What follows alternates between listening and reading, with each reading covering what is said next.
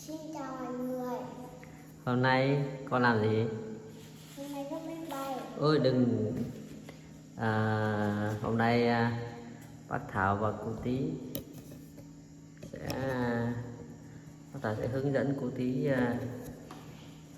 cấp máy bay, hiểu không? Ok.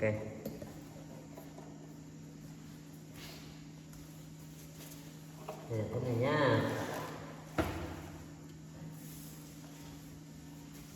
Ta có một tờ giấy, đây là một tờ A4 nhá.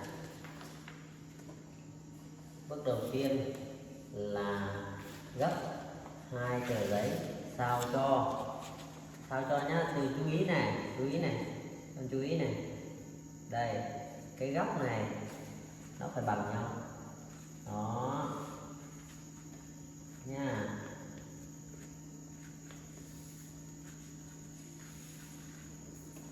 Chú ý nha, những tờ giấy cái mép của nó phải bằng nhau, đây cái mép nó phải bằng nhau này. Đây đó, được chưa? Sao đặt xuống này, biết này đó. Đây bác bảo này, yên bác bảo này, chưa, cái này chưa bằng này, đây thì bác bảo này, con phải đặt hai tờ giấy này vào nhau này, sau đó đặt xuống này, giữ này đó, biết ngoài này vào đó, được chưa? Bên dưới đây con sẽ, đúng rồi, làm sao đó, được rồi, đặt tay xuống, biết đây đó, sau đó biết từ dưới đây lên, được chưa? Bước đầu tiên này nha. Đây bước thứ hai, con mở cái này ra, con gấp cái đường sống này làm sao nó thẳng với cái điểm G này, cẩn thận nhá, nhớ nhá, làm sao nó thẳng này. Xiên rồi, bác thấy là xiên rồi đó, cháu có lại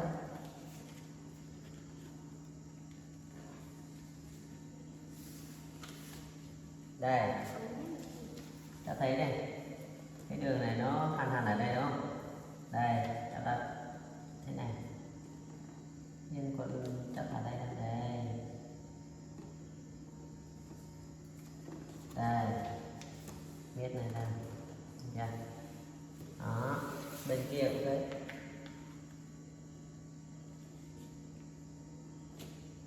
sao cho hai bên bằng nhau nhá, thấy chưa?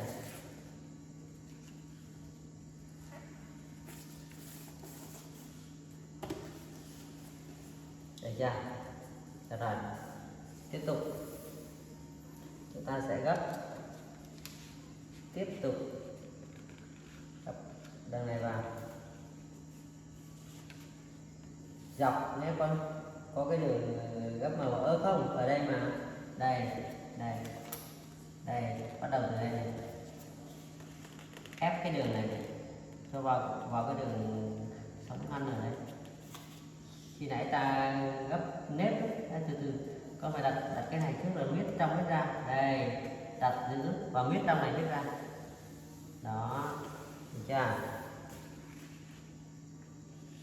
Nhìn bác làm nhá, đừng vội, cái này đừng vội, không vội được. Bây giờ bác đang hướng dẫn con làm, tôi phải làm đây, đặt cái này vào này, sau đó miết trong này miết ra, thấy chưa?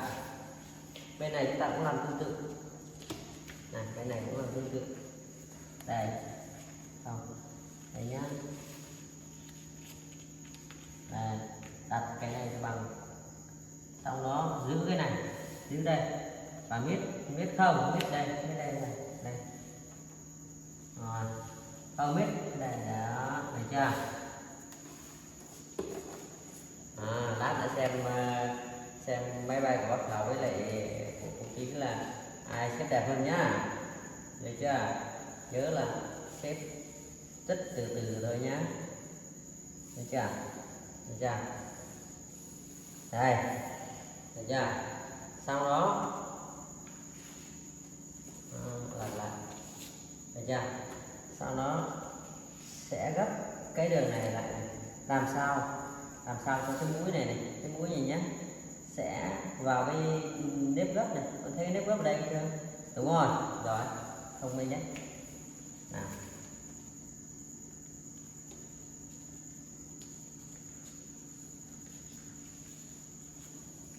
Đây, nhìn bác không này.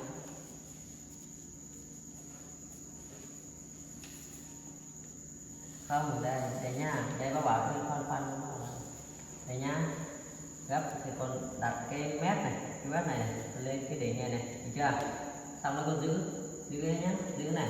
Xong đó con hút từ đây hút ra đó, hút sang bên đây, đây này đấy, đây hút ra, thấy chưa? Rồi, cơ bản là được rồi đấy. Xong đó tiếp tục chúng ta sẽ gấp làm sao đây, gấp làm sao cho lật cái tờ giấy như này lại con lại, được chưa? Sau đó chúng ta gấp cái này tiếp tục này, nhớ là gấp vào cái đường này, cái đường khi nãy chúng ta ngăn đôi đây này. Đấy, nhìn có nhìn cho đúng cây, cầm cái này cầm cái điểm này kéo xuống này, nhớ là cái nếp phần này, con thấy nếp phần chưa? Đây khoan thấy nha. Cái này chứ rồi lại này, đây này, xếp một cái nếp phần này, đây, thấy chưa?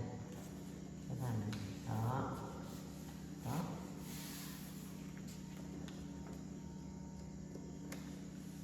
Tương tự bên kia cũng tương tự nhá.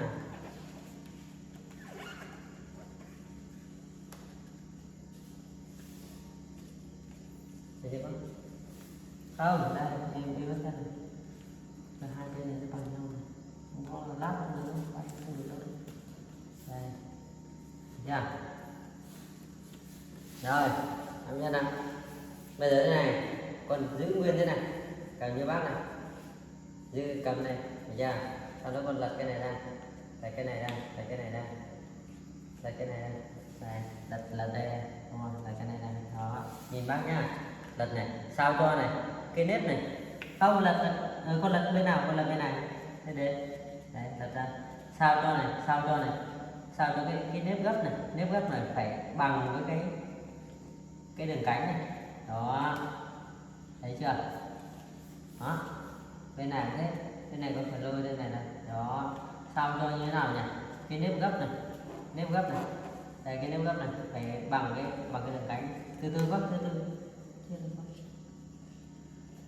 đúng rồi, thấy chưa? Muốn này, đó, chưa? Chờ bác Thảo nha.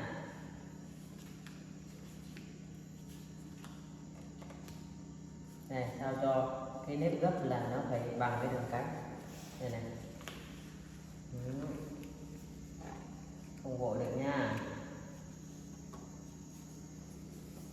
thấy chưa? Đó, ta đặt lên, được chưa? Sau đó con thấy hai cái đường này, lật cái máy bay này lên, lật cái mũi này lên. Đó,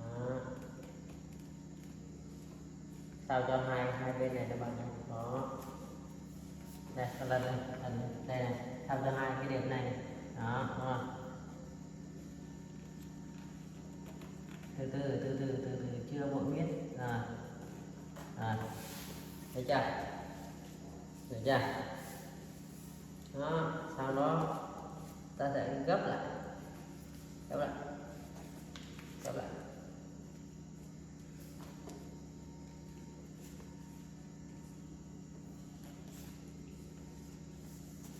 Rồi, để xuống, viết, được chưa? Sau đó nha, sau đó chúng ta chia đôi cái này ra, gấp cái này, sao cho cái mép này bằng cái mép bên trên. Đó, thấy không? Sao cho cái mép này, cái mép dưới này bằng mép bên trên,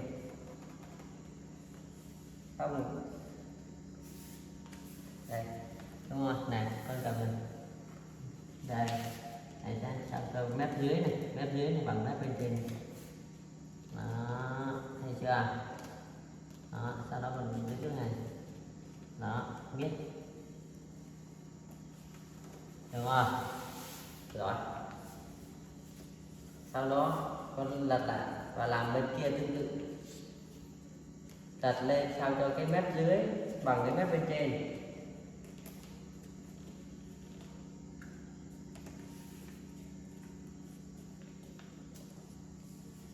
Nhớ hai cánh phải bằng nhau luôn nhé.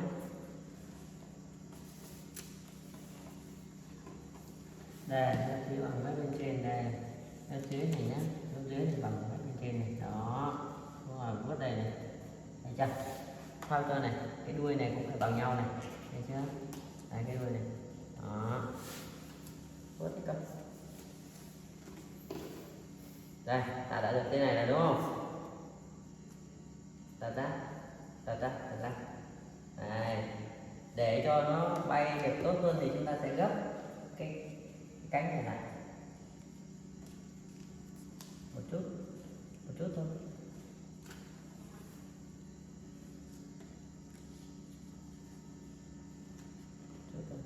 được chưa? Sau đó bẻ này lên.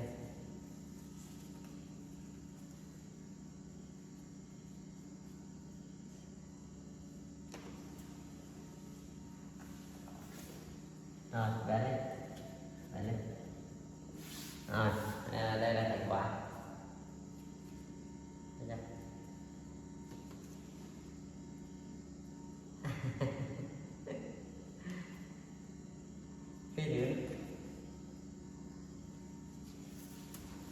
Cái thử nha,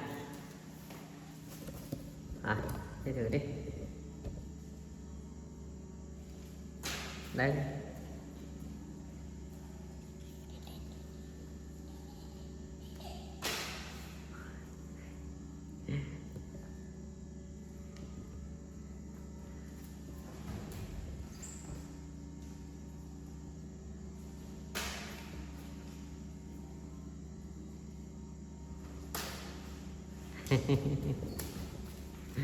Chào mọi người đi.